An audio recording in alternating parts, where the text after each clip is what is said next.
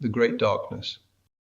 It is quite curious to note that most of the predictions aimed at the future of humanity show a marked propensity towards a pessimistic vision, albeit avowedly dystopian. I think that the reasons for this pervasive negativity must be sought in the experience that the human race has matured towards the intrinsic inclemency of nature and towards the behaviors of other living species that, due to a series of coincidences that escape understanding, are facing their decadence through annihilation. Proof of this is the conflict that, despite the cultural progress achieved, persists as a stigma of an indomitable determinism of the behavioral structure of the human race. To refute the negativity of such a vision of the times to come, there always remains the hope in a future made of abundance, and the ability to be self-sufficient in satisfying evolutionary projections that do not contemplate the overpowering of any form of life. But it is precisely this last condition that is the obstacle that at present appears insurmountable, since our societies seem to become more and more voracious every day. The exploitation of planetary resources grows exponentially in conjunction with population growth.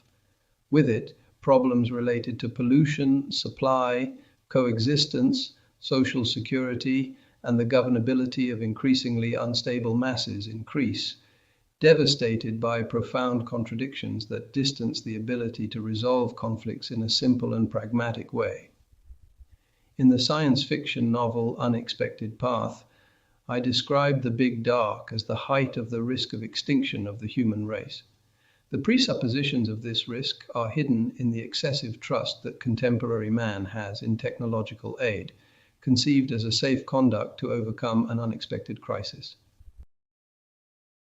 But the blackout of April 29, 2025, which involved Spain, Portugal, and part of France, exposed the fragility of the system on which our security rests, favoring demonstrations of collective hysteria, such as those that saw many people crowding the squares to celebrate the return of electricity dancing.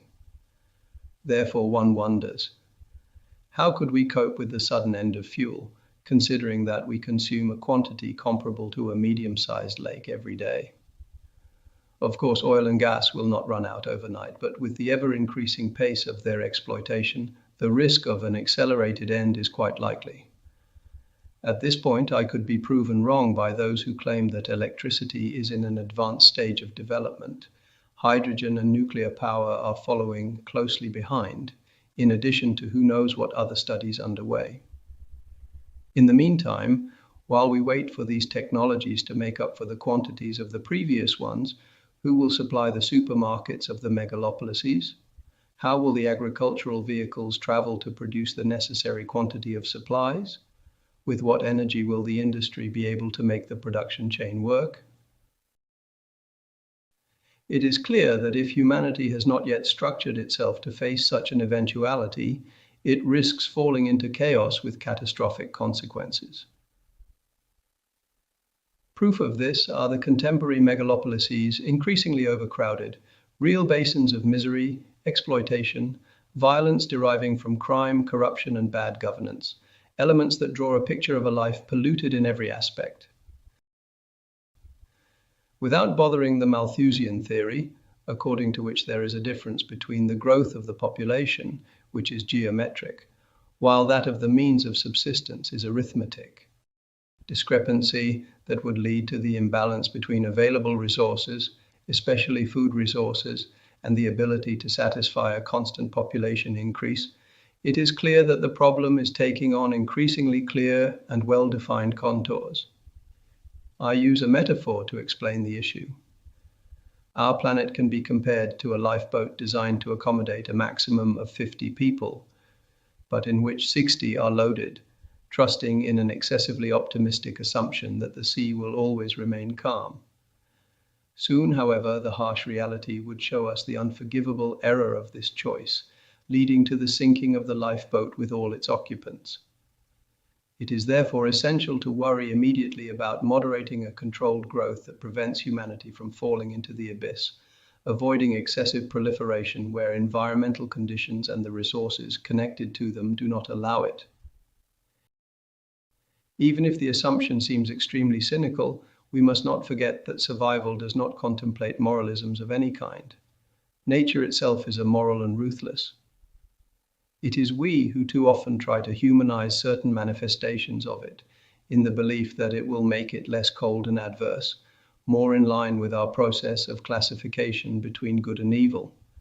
But if this is one of the aspects that support realistic pessimism, we must not underestimate the excessive trust placed in the potential of technology, which is intrinsically fallacious because it is totally dependent on the force of energy towards which it itself projects its own evolutionary process in its growing dependence.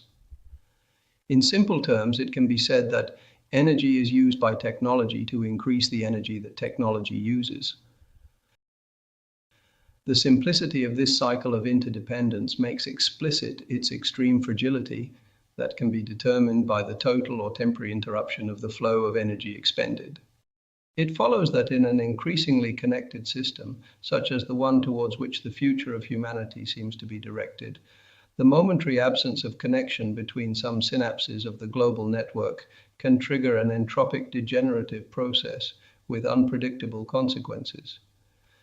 And momentary ignorance within a control system structured according to foreseen and tested dynamics can reveal itself as a degenerative variable necessary for the metamorphosis from the status quo towards a new form of multi-equilibria no longer manageable by a certain degree of human knowledge.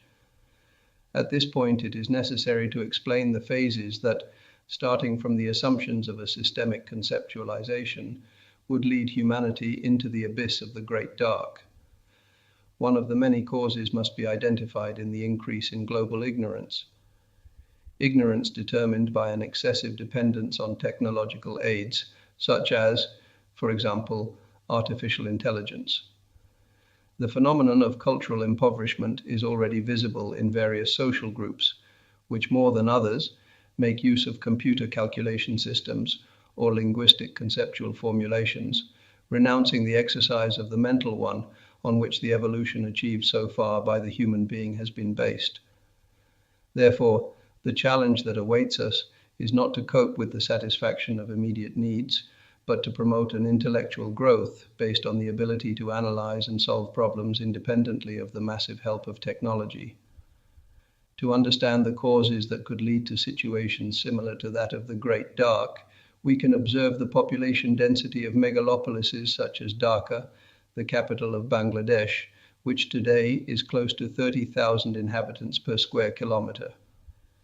If we hypothetically distributed these people over a square kilometer, each individual would have approximately 33 square meters at their disposal, a surface completely insufficient for their own sustenance.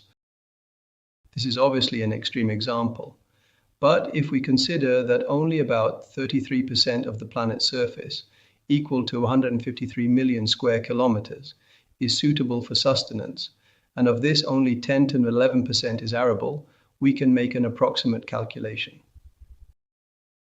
With a world population of around 8 billion and an arable surface of about 15 million square kilometers, each person has an average of 1,075 square meters, equivalent to a cultivable plot of 43 meters per side. To these must be added the 17,250 square meters usable for grazing to arrive at a per capita availability of about 2 hectares, sufficient for the annual sustenance of a person.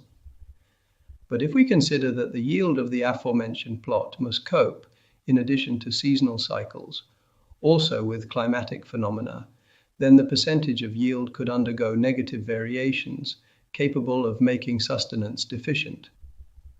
Of course, science studies genetics to make crops more resilient and compatible with particularly inhospitable environments, but these are still experimental phases that cannot yet be verified on a large scale.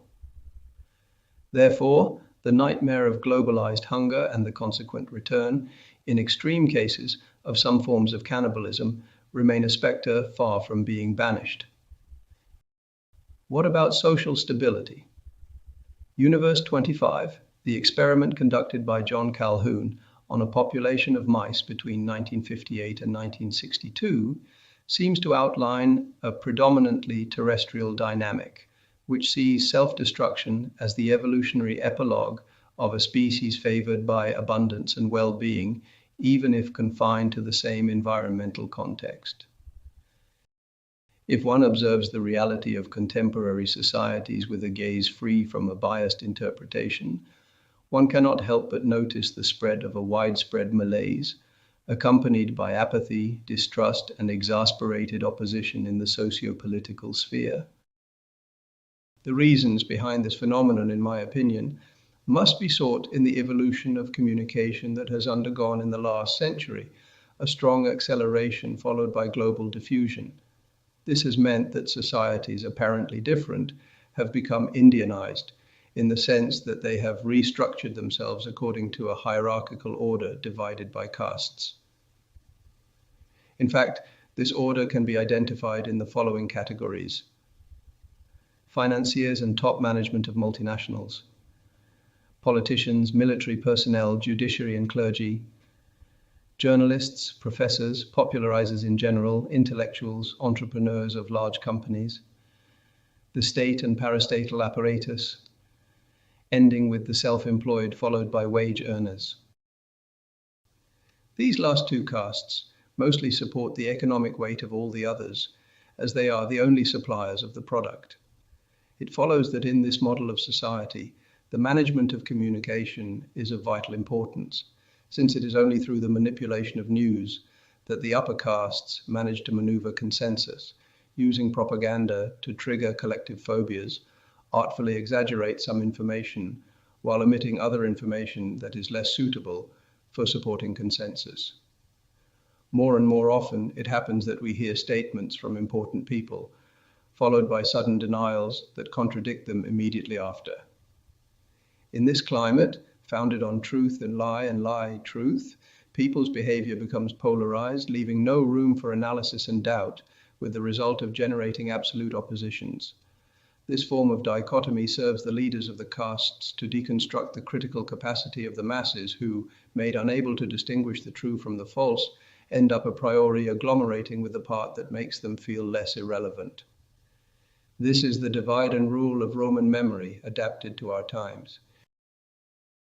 In this climate of widespread ignorance caused by distraction, a prolonged blackout could favor the explosion of widespread anarchy, in which gangs organized in clans will violently compete for the remaining resources without there being the possibility of re-establishing the previous order, now deflagrated.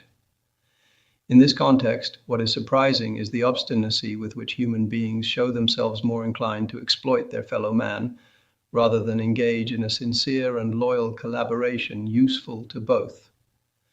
Therefore, if we do not begin to address the issue armed with common sense and reasonableness, the specter of ancestral hunger will return to haunt us, and the fear of its bites could distract us from the lucidity of reason.